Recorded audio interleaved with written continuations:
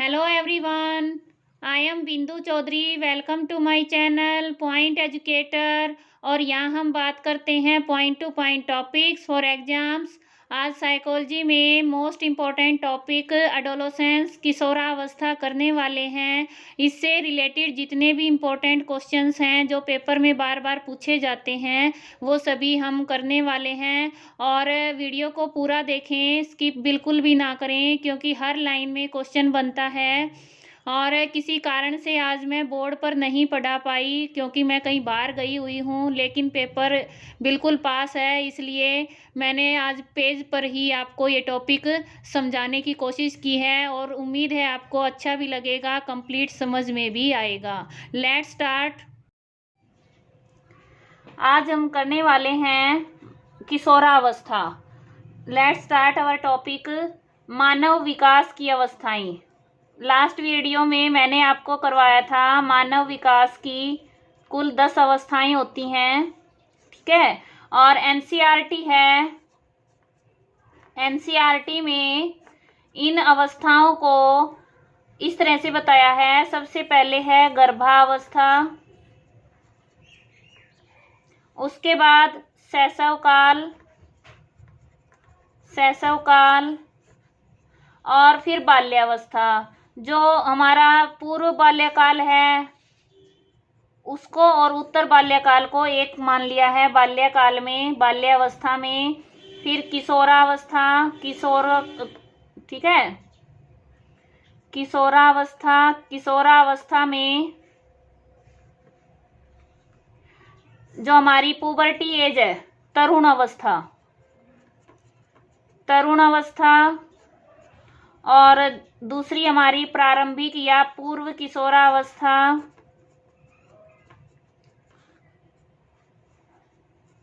ये कहाँ से कहाँ तक है? तरुण अवस्था 11 से स्टार्ट है, पूर्व किशोरावस्था 13 से स्टार्ट है, ठीक है। 11 से 13, 12 से 14 लड़कों में अलग होती है।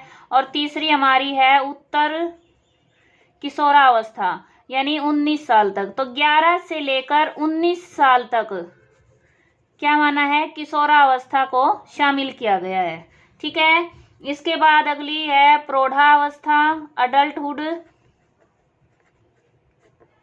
और लास्ट में है वृद्धावस्था। एनसीईआरटी में ये सब दिया है, 1 2 3 4 5 6 दिए हैं, ठीक है। तो गर्भावस्था लगभग 40 सप्ताह, 38 से 40 सप्ताह होगा। फिर शैशवकाल 2 साल तक, और कई बार होता है 0 से 5 ईयर्स तक भी माना जाता है। फिर 5 से 12 तक या 11 तक क्या है? बाल्यकाल है। फिर किशोरावस्था है, क्योंकि इनकी एज है वो अलग अलग, जो साइकोलॉजिस्ट हैं उन्होंने अलग अलग दी है, इसलिए एनसीईआरटी में एज रेफर नहीं किया है कुछ भी कि कहाँ तक है। बस थोड़ा थोड़ा इनके बारे में बताया गया है कि ये आपस में एक दूसरे से किस तरह आते हैं, कौन सी पहले आती है, कौन सी बाद में आती है। तो आज हम करने वाले हैं किशोरावस्था, एडोलेसेंस। इसके बारे में जितने क्वेश्चंस बनते हैं वो सभी करने वाले हैं। एडोलेसेंस लैटिन भाषा के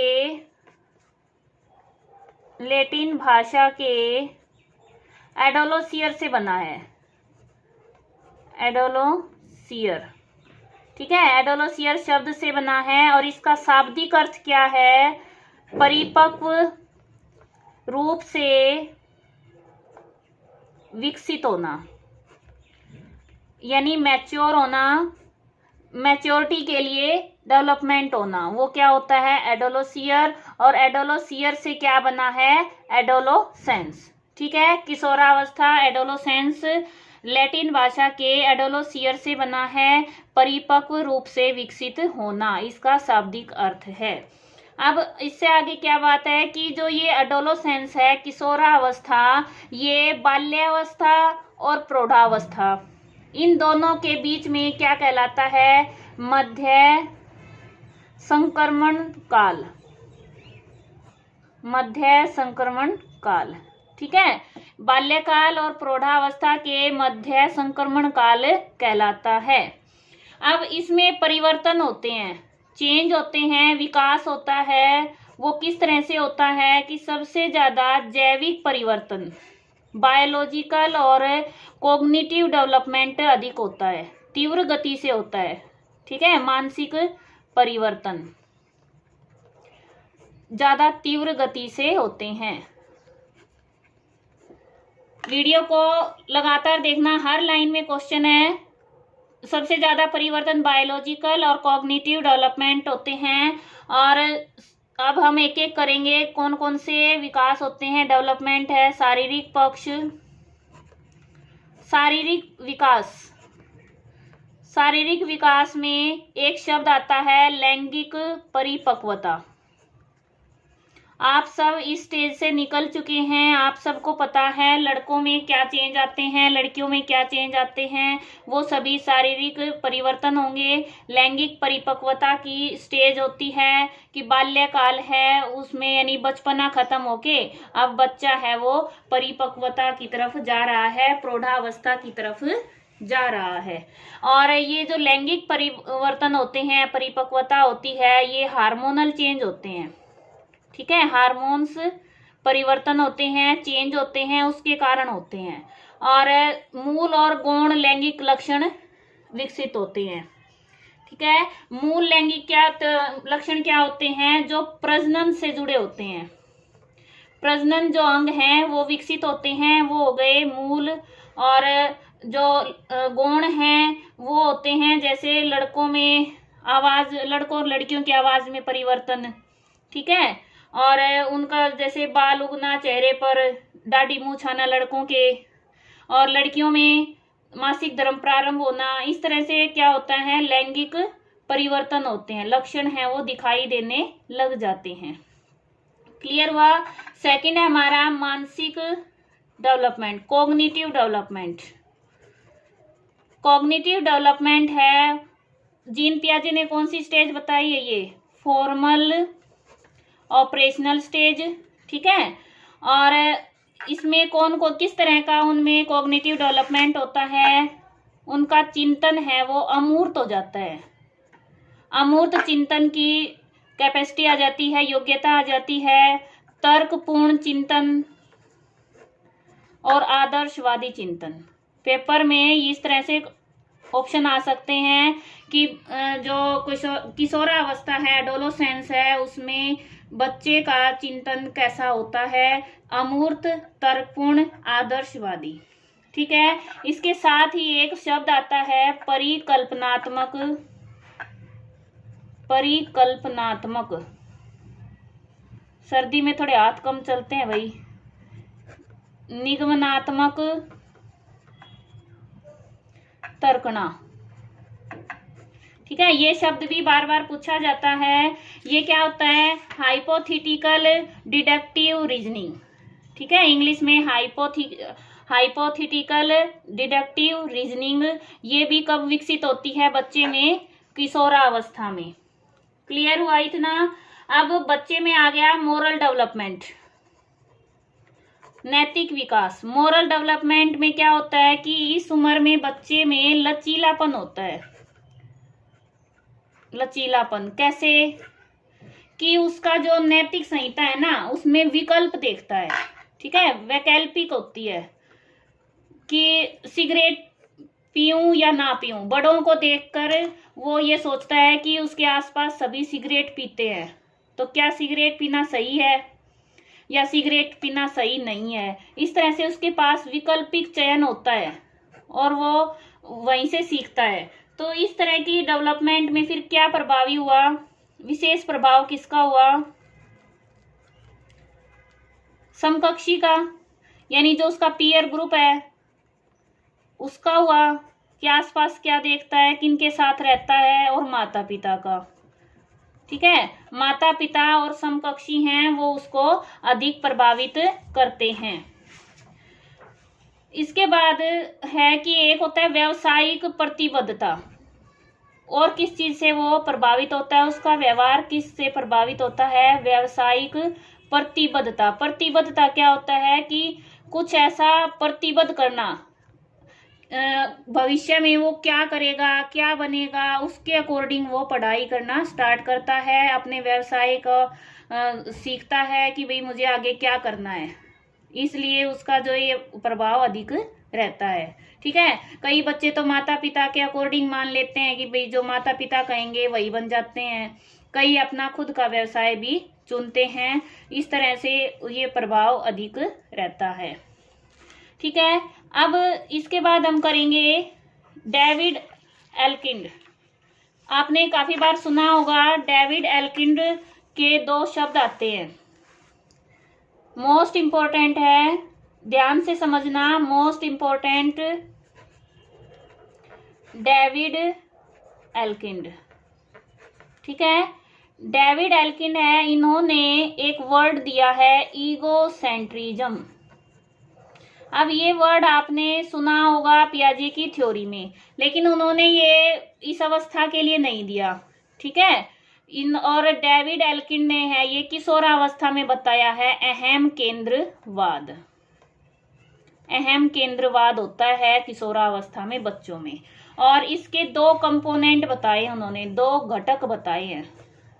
कौन कौन से? फर्स्ट है इमेजिनरी ऑडियंस, और सेकंड होता है पर्सनल फीबल। ठीक है, fable, personal fable, imaginary audience. Imaginary audience होता है काल्पनिक, इमेजिनरी यानी काल्पनिक, कल्पना में, और ऑडियंस हो गया श्रोता। ये क्या होता है कि बच्चा ये सोचता है कि सभी मुझे देख रहे हैं। ठीक है, ऑडियंस यानी श्रोतागण या दर्शक हो सकते हैं, उसके ये कल्पना रहती है कि जैसे मैं अपनी तरफ ध्यान ज्यादा दे रहा हूँ। इस उम्र में बच्चे क्या करते हैं, अपने पहनने ओढ़ने पर, सजने संवरने पर ज्यादा ध्यान देते हैं, तो उनका ये मानना है कि और भी मुझे देख रहे हैं। लड़की के एक पिंपल हो जाए तो वो क्या सोचेगी कि सब क्या देखेंगे, मेरा फेस कैसा है, कैसा महसूस करेंगे। ठीक है, जबकि वास्तव में क्या होता है, इतना ज्यादा ध्यान कोई नहीं देता। लेकिन इस उम्र में जो युवा हैं, किशोर किशोरी हैं, वो क्या सोचते हैं कि जैसा वो देख रहे हैं खुद को, वैसा ही दूसरे भी ध्यान देते हैं। वो होता है काल्पनिक श्रोता। ठीक है, और लड़के जैसे वही शाही डल जाए, पेपर में एग्जाम्पल आते हैं और एग्जाम्पल के बेस पर हमें आंसर देना होता है कि भाई ये कौन सी स्थिति है, बच्चे क्या सोचते हैं। तो जैसे शाही है और वो शर्ट पर डल जाए, तो वो शाही उसको दिख रही है, लेकिन वो मानता है कि मेरी शर्ट को सभी देखकर मुझे ऐसा देखेंगे कि भाई इसकी शर्ट पर शाही लगी हुई है, तो क्या सोचेंगे। तो ये होता है काल्पनिक श्रोता। समझ आया? दूसरा होता है व्यक्तिगत दंत कथा। ठीक है, व्यक्तिगत दंत कथा। अब ये क्या होता है, पर्सनल फैबल कि स्वयं को अद्वितीय मानना, पर्सनल। ठीक है, खुद को अद्वितीय मानना, अलग मानना दूसरों से, कि जैसे मेरे जैसा प्यार कोई नहीं करता। अब ज्यादातर तो ये लव के चक्कर में पड़ के करते हैं बच्चे, कि लड़का सोचता है कि मैं जितना प्यार करता हूँ इतना कोई नहीं करता। ठीक है, और लड़की भी यही सोचती हैं, और अगर उनका वो अलग हो जाए तो लड़की कहेगी कि आज मुझ में जो बीत रही है ना, कोई नहीं समझ सकता, मुझसे ज्यादा दुख किसी को नहीं हो रहा। तो ये क्या है कि अपने को ही अद्वितीय मानना, कि वो जो कर रहे हैं वैसा कोई नहीं कर रहा। ठीक है, ये क्या है, पर्सनल फैबल, व्यक्तिगत दंत कथा। इसका एक सबसे मेन वाक्य क्या होता है, इस उम्र में ज्यादातर बच्चे यूज करते हैं, आप मुझे नहीं समझ सकते। ठीक है, अक्सर माता पिता को कहते हैं, पेरेंट्स को कहते हैं बच्चे, आप मुझे नहीं समझ सकते। ये एक प्रसिद्ध वाक्य है भाई। ठीक है, तो ये क्या है, पर्सनल फैबल। वो अपने आप को ही अद्वितीय मानते हैं कि कोई नहीं समझ सकता उनको। फिर है दूसरी बात, एक और बता देती हूँ आपको, जो व्यक्तिगत दंत कथा है ना, ये मेनली डायरी में लिखते हैं बच्चे अपने बारे में। तो उनकी डायरी का एक अंग होता है व्यक्तिगत दंत कथा, पर्सनल फैबल। क्लियर हो गया होगा, उम्मीद है आपको अच्छे से। और पेपर में यहाँ से क्वेश्चन आता है, इसलिए अच्छे से समझ के और आप क्वेश्चन में आंसर दे देना, ठीक है। अब इससे अगला चलते हैं, पहचान का निर्माण। पहचान का निर्माण ये होता है आइडेंटिटी,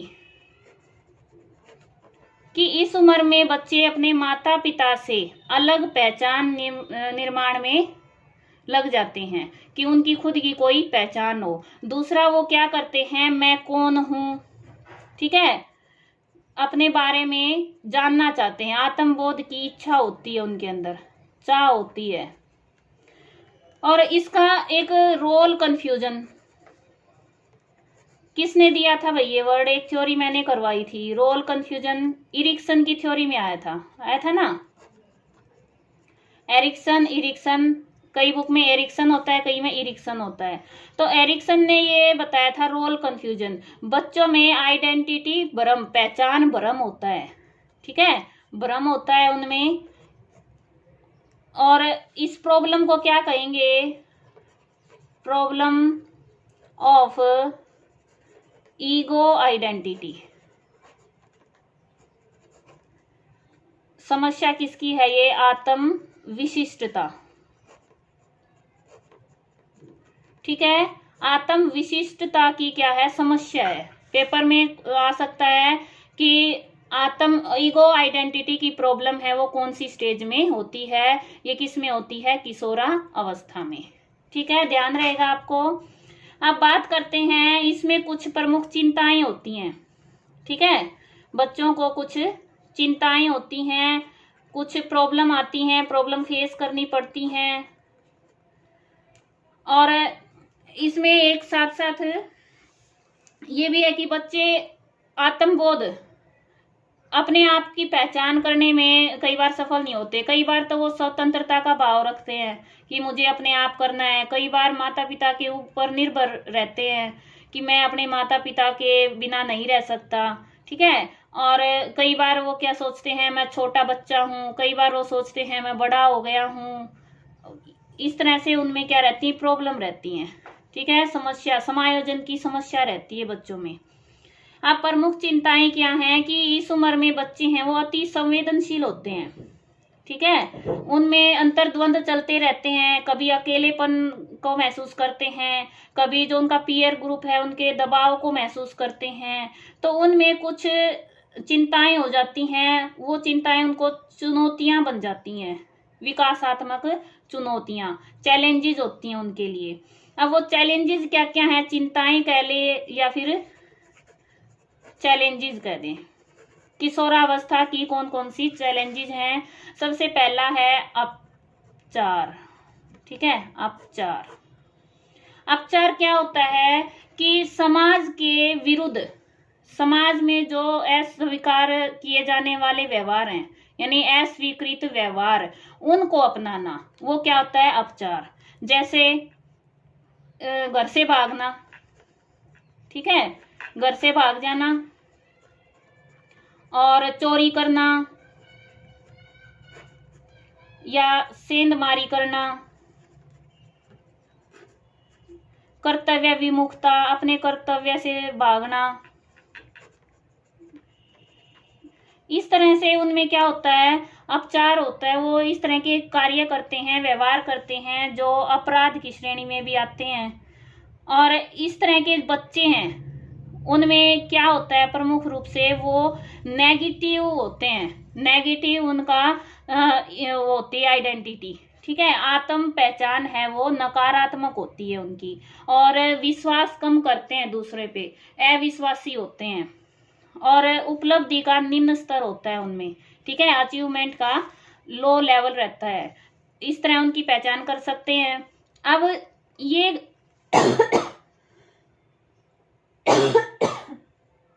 सॉरी भाई, अब ये कारण, अगर ये काम करते हैं, व्यवहार को अपना लिया, तो कुछ कारण होंगे उसके लिए। अब वो कारण कौन कौन से हैं, पेपर में यहाँ से क्वेश्चन बनता है कि अपचार को या फिर घर से भाग जाना, चोरी, इस तरह के जो दुर्व्यवहार हैं बच्चे क्यों करते हैं, क्या कारण हो सकता है। तो इसमें एक प्रमुख कारण है माता पिता का कम सहयोग। ठीक है, माता पिता का कम सहयोग, अनुशासन की कमी, ना तो उनको घर में अनुशासन सिखाया जाए, ना स्कूल में इतना ध्यान दिया जाए। ठीक है,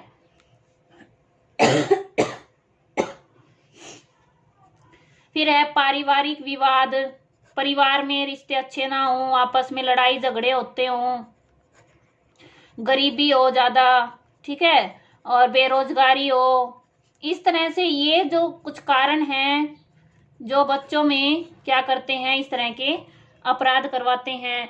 या फिर एक होता है पीयर ग्रुप का, समूह है उसका दबाव, जिसमें वो रहते हैं उसका दबाव, कि वो बच्चे ऐसे मिल गए, उनको संगत ऐसी मिल गई जिसके कारण ये काम वो करने लग गए।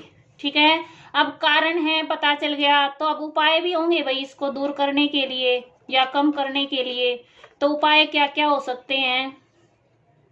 एक तो जो समूह है ना, उसका पीयर ग्रुप है, समूह है, उसको ही चेंज कर दें, उसका बदलाव। दूसरा, उसको सामाजिक उत्तरदायित्वों, जो उसकी सोशल रिस्पॉन्सिबिलिटी है, ठीक है, उत्तरदायित्वों के प्रति सजगता। अब इसमें एक एग्जाम्पल ले सकते हैं। कई बार क्या होता है, कई बच्चे बिगड़ जाते हैं तो बाद में क्या कहते हैं उनके माता पिता कि भाई इनकी शादी कर दो, ये अपने आप सुधर जाएंगे, होता है ना ऐसा। तो ये क्या कारण है कि उनके ऊपर अगर जिम्मेदारी पड़ेगी तो ये अपनी जिम्मेदारियों को समझकर और सही करने लग जाएंगे। ये एक धारणा रहती है कि भाई उनको सामाजिक उत्तरदायित्व हैं, उनके प्रति जागरूकता किया जाए, उनके ऊपर ऐसा दबाव आए कि वो ये उत्तरदायित्व निभा सकें। ठीक है, और इसी तरह से जैसे उनकी जो भूमिका है, रोल है, भाई है, कोई बहन है, वो सब उनके प्रति सकारात्मक व्यवहार का अनुकरण सिखाना, और नकारात्मक जो उसकी एटीट्यूड है, ठीक है, एटीट्यूड है वो नेगेटिव है उनके, उनको पॉजिटिव बनाना, पॉजिटिव में चेंज करना, सकारात्मकता में चेंज करना। और अपनी जो उनकी अपनी छवि बना रखी उन्होंने, आत्म धारणा खुद का ही नकारात्मक, उसको भी सुधारना। ये सब किस में आ जाएंगे, उपाय में। क्लियर हुआ। अब इसके बाद अगला करते हैं हम, एक और प्रमुख चिंता रहती है मादक द्रव्यों का सेवन, द्रव्यों का सेवन, कि जब ये उम्र होती ना किशोरावस्था, इसमें बच्चे नशीली पदार्थों का सेवन करना स्टार्ट कर देते हैं। अब वो सेवन करते तो हैं किसी कारण से, लेकिन बाद में इतनी बड़ी प्रॉब्लम हो जाती है कि उसको छुड़वाना मुश्किल हो जाता है, क्योंकि निकोटीन की लत लग जाती है। निकोटीन होता है नशीले पदार्थों में, तो निकोटीन की लत को बाद में छुड़वाना काफी मुश्किल होता है। अब इसका कारण क्या है, क्योंकि कोई भी काम होता है उसका कुछ ना कुछ कारण तो होता ही है। तो सेम लगभग वही आ जाएंगे। एक तो समकक्षियों का दबाव, ठीक है, समकक्षियों का दबाव, प्रेशर है उनका कि वो सब कर रहे हैं और उसको भी कह रहे हैं कि ये ऐसा करो, और नहीं करेगा तो वो उनके साथ नहीं रह सकता। ठीक है, तो उनका प्रेशर रहता है। दूसरा, इस उम्र में बच्चे प्रौढ़ों की तरह, जो अडल्ट है उनकी तरह व्यवहार करना चाहते हैं। ठीक है, उनको देखते हैं जैसे घर में कोई, मान लो पापा दादा कोई भी बुजुर्ग हैं, वो हुक्का पीते हैं, बीड़ी सिगरेट पीते हैं, तो ये बच्चे भी क्या सोचेंगे कि मैं भी अब बड़ा हो गया हूँ, मुझे भी ये करना चाहिए। उन्हें सही गलत का ध्यान नहीं है, वो सिर्फ बड़ों को देखकर सीख लेते हैं। ठीक है, और दूसरा एक और बात आती है इसमें कि वो कोई उनके जैसे दबाव है, वो पढ़ाई का लगा लें, किसी काम का लगा लें, उससे वो पलायन करना चाहते हैं, भागना चाहते हैं, उनको पसंद नहीं है वो करना और उन पर दबाव दिया जाता है तो वो उससे पलायन करना चाहते हैं। ये सभी कारण हैं जिससे वो इन बुरी आदतों में फंस जाते हैं। ठीक है, अब उपाय क्या क्या है। सकारात्मक संबंध है, ये इसका मेन उपाय है कि परिवार में माता पिता के साथ, भाई बहनों के साथ उसके रिश्ते हैं वो सकारात्मक, पॉजिटिव होने चाहिए, ताकि उसके ऊपर अगर कोई दबाव है, प्रेशर है, वो इस तरह का व्यवहार करने के लिए रोके। ठीक है, वो दबाव महसूस ही नहीं करेगा। अगर उसके सकारात्मक संबंध हैं तो वो दबाव महसूस नहीं करेगा, जिससे वो गलत आदत में नहीं पड़ेगा। ठीक है, और इसी तरह से हमारा अगला है कि कुछ ऐसे कार्यक्रम चलाए गए हैं सरकार द्वारा जो मादक द्रव्यों का सेवन रोकने में सहायक हैं। इनमें 2 हैं कार्यक्रम, प्रमुख रूप से 2 कार्यक्रम प्रोग्राम हैं, वो प्रमुख रूप से हैं। पहला है society for theatre in education programme.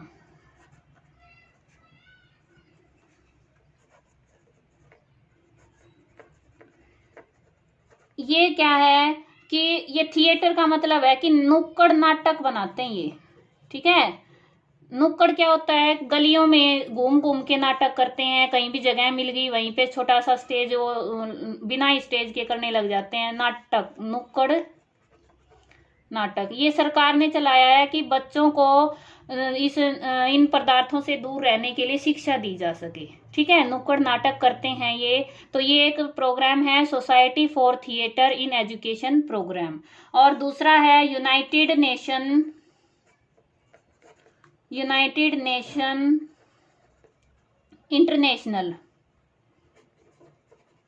International drug control programme. ठीक है, इसको कहते हैं UNDCP।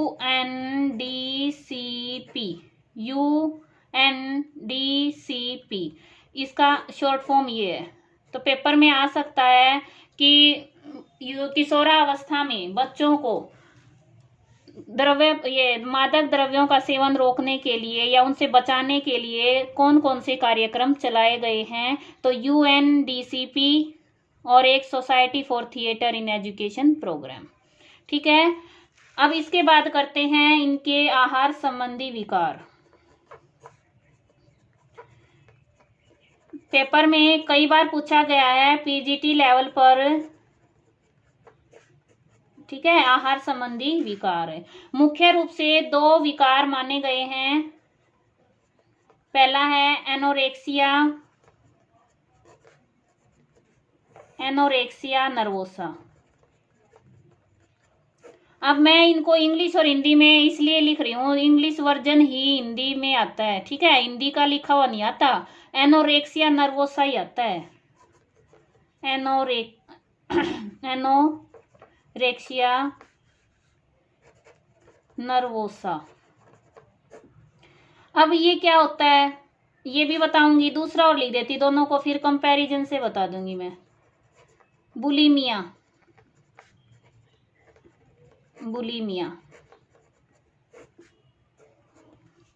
अब ये एनोरेक्सिया नर्वोसा है, ये होता है कि बच्चे डाइटिंग करते हैं। किशोरावस्था की प्रमुख आहार संबंधी विकार है। ये आहार संबंधी क्यों कहा है कि खाने पीने की आदत से संबंधित है। बच्चे डाइटिंग करते हैं, कुछ आहार खाद्य पदार्थों का बिल्कुल त्याग कर देते हैं कि कहीं वो मोटे ना हो जाएं। ठीक है, दुबले बनने के लिए, दुबले पतले रहने के लिए क्या करते हैं, वो कुछ खाद्य पदार्थों को बिल्कुल छोड़ देते हैं, डाइटिंग करते हैं। और मेनली कौन करता है भाई, आप सब जानते भी हैं, लड़कियां किशोरी करती हैं। ठीक है, इसका प्रमुख कारण एक क्या है कि टीवी में जो भी मीडिया है, सोशल मीडिया है, वहां पर बार बार जो मॉडल्स हैं या फिर एक्ट्रेस हैं वो सभी पतली दिखाई जाती हैं, है ना। तो उनकी होड़ करने के लिए लड़कियां क्या सोचती हैं कि हमें भी ऐसा ही रहना है, और वो इस तरह से अपने आप को दुबला पतला रखने के लिए अच्छे से खाना नहीं खाती, और उससे उनमें कमी हो जाती है, एनीमिया की कमी हो जाती है, और किसी विटामिन प्रोटीन की कमी हो जाती है, जो बाद में काफ़ी परेशानी करती है। तो इसीलिए ये विकार है, डिसऑर्डर माना गया है। ठीक है, ये अच्छा नहीं है, ये डिसऑर्डर है। अच्छे से खाना खाना चाहिए, ठीक है। फिर दूसरा है बुलिमिया। बुलिमिया क्या है कि खाना भी खाना है और मोटा भी नहीं होना है, ठीक है। खाना भी खाना है, मोटा भी नहीं होना है। तो इसके लिए वो क्या करते हैं कि अपनी पसंद का खाना खा लेंगे, बाद में वो वमन कर देंगे, उल्टी कर देंगे, ठीक है, विरेचन द्वारा। विरेचन क्या होता है, योग में होता है कि भाई जबरदस्ती हमारे जो अंदर का कुछ ऐसा है, कफ पित्त हैं, उनको कंट्रोल करने के लिए वमन करवाई जाती है, उल्टी करवाई जाती है, ठीक है, वोमिटिंग करते हैं। तो ज़्यादा खा के फिर वोमिटिंग के द्वारा उसको निकाल देते हैं। इस तरह वो अपना खाना भी खा लेते हैं, टेस्ट भी लेते हैं, फिर वो पतला होने के लिए इस तरह की एक्टिविटी करते हैं। तो ये है बुलिमिया, ठीक है। और बुलिमिया को हिंदी में क्या कहते हैं,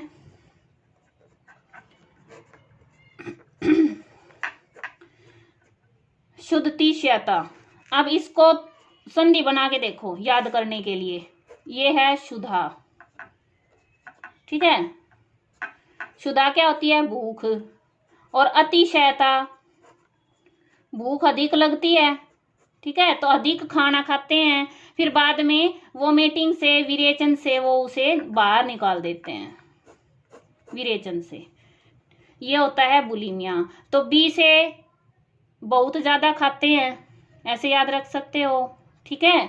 और एनोरेक्सिया नर्वोसा, यानी नर्वस रहते हैं, वो दुबले पतले हैं, इस तरह से आप मिला के इनको याद कर सकते हैं। क्लियर हुआ। और मोस्टली ये शहरों में ज़्यादा होता है, गांव में फिर भी लड़कियां खा ले, लेकिन आजकल तो भाई गांव में भी ऐसा ही माहौल है। तो आप सोच सकते हैं ये अच्छी नहीं है आदत, आप अपनी आदतों को सुधार सकते हैं, ठीक है। नेक्स्ट अब करेंगे इनके कुछ नाम, कि किशोरावस्था को किस किस नाम से जाना जाता है, क्योंकि पेपर में वो भी आ सकता है। कोई पार्ट छूटने वाला नहीं है आपके लिए, पूरे ही क्वेश्चंस आपको करवा दूंगी इसी वीडियो में, ठीक है। अब इसको अलग अलग किस नाम से जानते हैं, सबसे पहले है अमूर्त चिंतन की अवस्था। अमूर्त चिंतन की अवस्था किसने बोला है, ये जीन पियाजे ने। फॉर्मल ऑपरेशनल स्टेज है, ठीक है। और दूसरा इसको कहते हैं, और कह सकते हैं इसको दल भक्ति, ठीक है। वो तो गैंग एज थी हमारी, इसमें दल बना लेता है, उसकी भक्ति करता है। मतलब क्या है कि वो उसके प्रति पूरी श्रद्धा रखता है, जिस भी दल का वो सदस्य है वो श्रद्धा रखता है, भक्ति रखता है, उसके प्रति समर्पित होता है, ठीक है। थर्ड है ये उलझन की अवस्था है, ठीक है, उलझन की अवस्था। अटपटी, अटपटी शब्द भी आ जाता है, अटपटी अवस्था है ये। क्यों है, क्योंकि बच्चों को यही कंफर्म नहीं होता, वो छोटे हैं बड़े हैं, कभी वो छोटे बन जाते हैं, कभी बड़ों की तरह व्यवहार करते हैं, ठीक है, उनमें उलझन बनी रहती है। अगला है हमारा, इसको स्वर्ण काल भी कहते हैं, ठीक है, गोल्डन, गोल्डन एज कहते हैं, क्योंकि इसमें सभी जो डेवलपमेंट हैं वो तीव्र गति से होते हैं, संवेगात्मक भी होता है, कॉग्निटिव भी होता है, ठीक है। और बच्चे अपना आगे भविष्य की जो आने वाली स्टेज है, अडल्टहुड है, उसके लिए तैयार होते हैं, और अपना व्यवसाय संबंधी भी चयन यहाँ पर कर लेते हैं कि वो आगे क्या बनेंगे, इसलिए क्या है, ये स्वर्ण काल है, ठीक है। फिर है हमारा वसंत ऋतु काल भी कहते हैं, वैसे वसंत ऋतु काल, सोच सोच के लिख रही हूँ, कहीं कोई नाम छूट ना जाए, ताकि आपको फिर परेशानी ना हो। वसंत ऋतु काल क्या है कि वसंत में सब क्या होता है, सभी तरफ अच्छा अच्छा फूल खिले रहते हैं, ठीक है। और वही चीज है ये स्वर्ण काल, कि सब कुछ अच्छा लगता है और आगे की तैयारी रहती है, ठीक है। सिक्स्थ है हमारा, इसको कठिन काल भी कहा जाता है, कठिन काल, डिफिकल्ट पीरियड है, अपने संवेगों को काबू करना, ठीक है, अपनी इच्छाओं को काबू करने के लिए कठिन काल भी कहा जाता है। और वही से फिर क्या कहेंगे, सामाजिक स्वीकृति की अवस्था, सामाजिक स्वीकृति की अवस्था। और एक है, इसको कहेंगे उथल पुथल, ठीक है, उथल पुथल की अवस्था। काफी उथल पुथल होता है जीवन में, आप सब तो इसमें से निकल चुके हो, तो आपको पता होगा क्या क्या होता है। और एक होता है आत्मसम्मान या फिर आत्म स्वीकृति या आत्म पहचान की भी कह सकते हैं, ठीक है, आत्म स्वीकृति की अवस्था। और एक मोस्ट इम्पोर्टेंट है संघर्ष व तूफान की अवस्था। पेपर में आता है कई बार, संघर्ष व तूफान की अवस्था। इंग्लिश में क्या कहते हैं इसे? Age of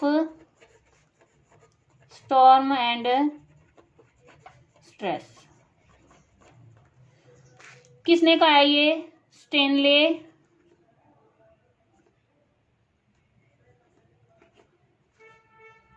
hall. इंग्लिश में लिख देती हूँ, स्टेनले हॉल, ठीक है, स्टेनले ऐसे आता था ये, स्टेनले हॉल। किसने कहा है? स्टेनले हॉल ने, संघर्ष व तूफान की अवस्था। अब लास्ट है, एक और नाम भी आता है इसका, वो है, एक मिनट भाई, समस्या काल। समस्या काल। अब आप सोचेंगे ये मैंने उसमें भी बताया था, बाल्यकाल में, और इसमें भी बता दिया, दोनों में अंतर बताती हूँ भैया। अब मैं, जो बाल्यकाल है वो पेरेंट्स के लिए होती है समस्या, ठीक है, पेरेंट्स के द्वारा कही जाती है प्रॉब्लम एज, कि बच्चे को संभालना मुश्किल होता है, उसके इमोशंस की अभिव्यक्ति है वो अधिक ज़्यादा करता है वो, तो उसको संभालना कठिन होता है पेरेंट्स के लिए, बच्चा उत्पाती होता है। और ये प्रॉब्लम एज है किशोरों के लिए, इसमें है किशोरावस्था में है वो बच्चे क्या करते हैं, उनमें प्रॉब्लम रहती है, किसकी? एडजस्टमेंट की, ठीक है, समायोजन संबंधी प्रॉब्लम रहती हैं, इसलिए वो क्या है, प्रॉब्लम एज भी कही जाती है। प्रॉब्लम एज की जगह आप कठिन काल भी कह सकते हैं इसे। इस तरह से आप याद रख सकते हैं। मैंने मोस्टली क्वेश्चंस करवा दिए हैं भाई, मेरे को नहीं लगता कि इससे बाहर कुछ रह गया है, फिर भी अगर कुछ रहता है तो भाई वो पेपर बनाने वाले पर निर्भर है।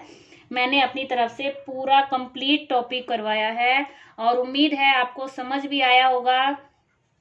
फिर भी कोई डाउट है तो आप कमेंट में लिख सकते हैं, और अगर वीडियो अच्छी लगी है तो प्लीज़ लाइक और शेयर करना ना भूलें। मिलते हैं नेक्स्ट वीडियो में नए टॉपिक के साथ, और चैनल पर नए हैं तो प्लीज़ सब्सक्राइब माय चैनल, और भाई बेल आइकन ज़रूर दबाना, क्योंकि घंटी बजाओ नोटिफिकेशन पाओ।